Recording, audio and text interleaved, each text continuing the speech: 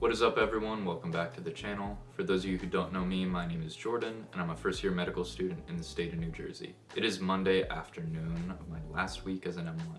It's our exam week, which means all we really have to do is do our oski and our written exam. I actually just got home from half of my oski a little bit ago. For this exam, our oski is split up into standardized patient encounters and a high fidelity simulation, so I just got done with my SPs. It went fairly well.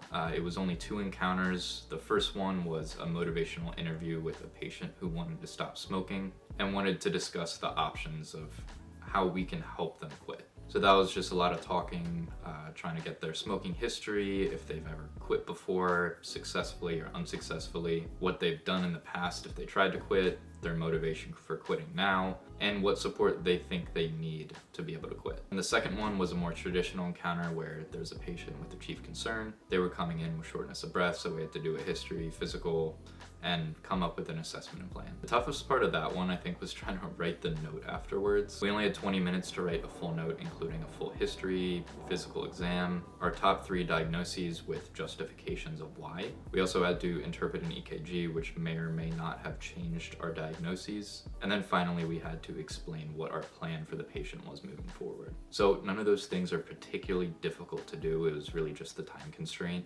I was a scribe for a 1.5 years during my gap years, and even I really struggled with that.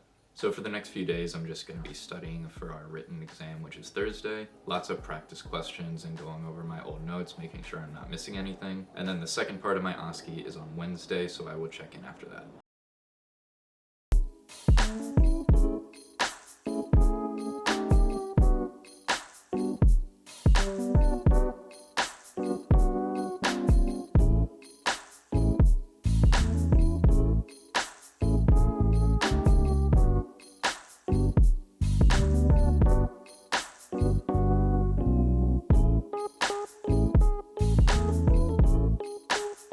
What's up, everyone? It is Wednesday of my exam week and I just got done with the other half of my oski. So today we had 2 high fidelity simulations. Basically, we walk into this room with a very high-tech mannequin that has monitors for vitals. There's a TV where you can pull up EKG, labs, that kind of stuff. There's also a standardized patient on the other side of a wall that can talk to you as if they're the mannequin laying right there. So basically how it worked was we had like 2 to 3 minutes to read a triage note. Both of the encounters were ER situations, so we had notes from the nurses or ancillary staff that gave us a very brief general idea of what was going on. So their chief complaint, why they came in, medication, past medical history, that kind of stuff. But once again, it wasn't more than like 2 paragraphs, so not a lot of information.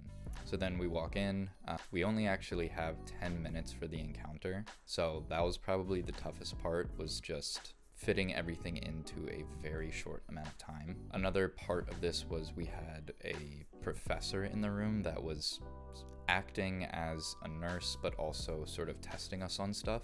So like I said, you walk in, greet the patient, ask what is going on, just make sure you have the full story from the note and the patient. Then you probably get into a physical exam, listen to the heart, lungs, check pulses, see if there's any edema. And that's sort of where the nurse comes in. Physical exam findings that you couldn't replicate on a mannequin, they'll tell you. So like I asked about lower extremity edema and they're like, yep, they have mild bilateral edema. But since these mannequins are so high tech, they are able to play abnormal heart and lung sounds, so you can hear crackles or wheezes or an extra heart sound when you listen to them with your stethoscope. So after doing a history, physical, then you order labs, so CBC, CMP, arterial blood gas, order an EKG, get their vitals, all that kind of stuff. And this is another way for 1, you to figure out what's going on, and 2, the facilitator to test you, because you order an EKG, you have to interpret it and sort of verbalize what you're thinking, so they're able to grade you on it. Same thing with the chest x-ray, you explain what you're seeing, how it impacts the diagnosis, and same thing talking through the labs, what they reveal to you, why it makes some things more possible or less possible. So one of the encounters, it was a older patient coming in for shortness of breath, felt really bad, fever, chills, had a productive cough. Heart rate was elevated, O2 sat was low, blood pressure was low. Chest x-ray looked like there was some sort of consolidation that was consistent with a pneumonia. EKG wasn't revealing anything, just sort of confirming that they had a high heart rate, but everything else was normal. Then with the labs, they were slightly acidotic, had really high white blood cell count, so definitely consistent with an infection. And then one big thing that we had to check was lactate, is a good marker for shock. So basically in shock, you're not getting oxygen delivery to your tissues. So throw back to like your MCAT biochemistry. If you're not getting oxygen, you can't use aerobic metabolism, so you're gonna have to use anaerobic, and a byproduct of anaerobic metabolism is lactate, so that's why their lactate was elevated. So after we sort of did all those tests, we went back to the patient and we had to treat them. So we gave them IV fluids to try to resuscitate them, get that blood pressure up, gave them norepinephrine, that's another thing that'll hopefully improve their cardiac output. Gave them supplemental oxygen, so first with a nasal cannula, that wasn't really working, so then we used a positive air pressure machine. And then another big thing, since it was septic shock or caused by an infection, then you needed to start IV antibiotics. After doing all of that, the patient stabilized and the encounter was kind of over. The other thing was the facilitator asked sort of pathophysiology questions of, why is an infection causing shock? And you had to talk about why. Why are you giving fluid? Why are you giving norepinephrine? That kind of stuff. So, as you might imagine, it was very hard to fit all of that stuff in 10 minutes, but that's what happens when you have to test 160 people and you only have 4 rooms where you can do this in. But it was still a really cool experience. The other one was very similar, but it was more of a cardiogenic shock, so caused by atrial fibrillation. The EKG was a little bit more helpful to actually show you that they had AFib, and then the ultimate treatment was cardioversion, which is very similar to defibrillation if you've ever seen that. You basically shock their heart back into the appropriate rhythm. And that was really it for today. That was this morning. Our exam is tomorrow, so rest of the day just really have to study, do a lot of practice questions, go over our old quizzes, because if the professor thought a topic was important to ask a quiz question on, pretty likely that they're going to ask a similar question on the exam. So yeah, that's pretty much it for right now. I'm going to head to school to do some questions with some friends.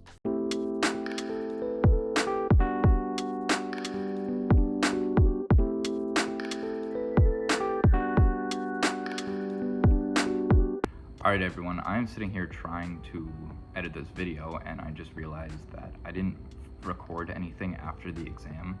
It was really hectic because the exam was the last thing that we had before our break, so I just kind of rushed to pack up and get on the road to go to Rhode Island with Mackenzie. So I forgot to record.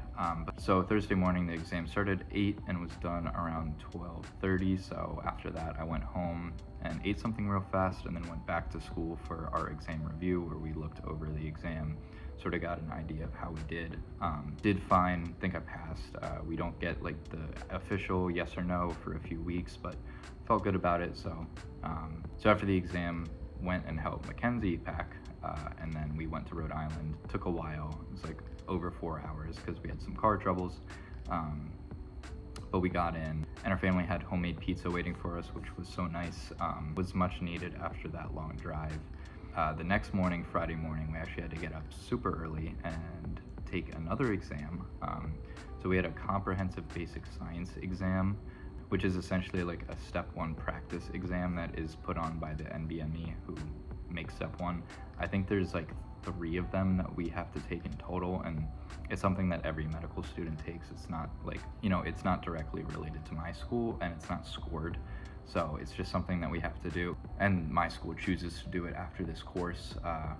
We've done most of the organ systems. When we come back, we have to do GI and neuro and psych. But all those topics are still tested on this exam, so we kind of have to take it with a grain of salt, but it was still a good way to get a sense of what step 1 questions are going to be like and the difficulty of them.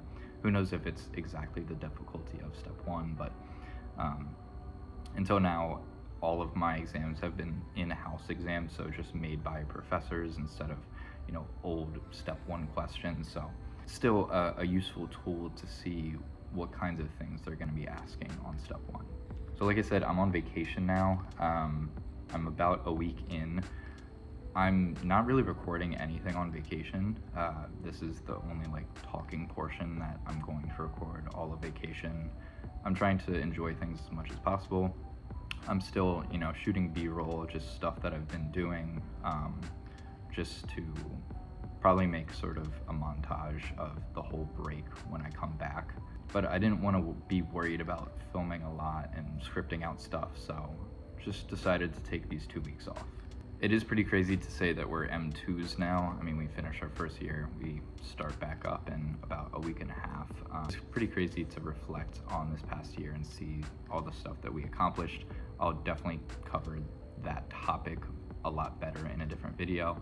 But yeah, after the exam, really that CBSE, because that was like the last hurdle before break and fully finishing first year, it felt really good. I mean, when you're in the moment, it was very stressful studying for those exams and having to, you know, get up even earlier to take another exam after our in-house one, but afterwards felt a sense of relief and accomplishment, and it was a good feeling to kick off break. I'll talk about break a little more in probably next week's video, but so far it has been so relaxing, been really needed. Unfortunately, it's only 2 weeks long, but I definitely feel like I'll be rejuvenated and feel like I'll be able to tackle our final 2 courses before we start rotations. Alright, well that is going to do it for today's video. If you enjoyed, please be sure to leave a like below and subscribe if you want to see videos like this in the future. Thanks, and I will see you in the next one.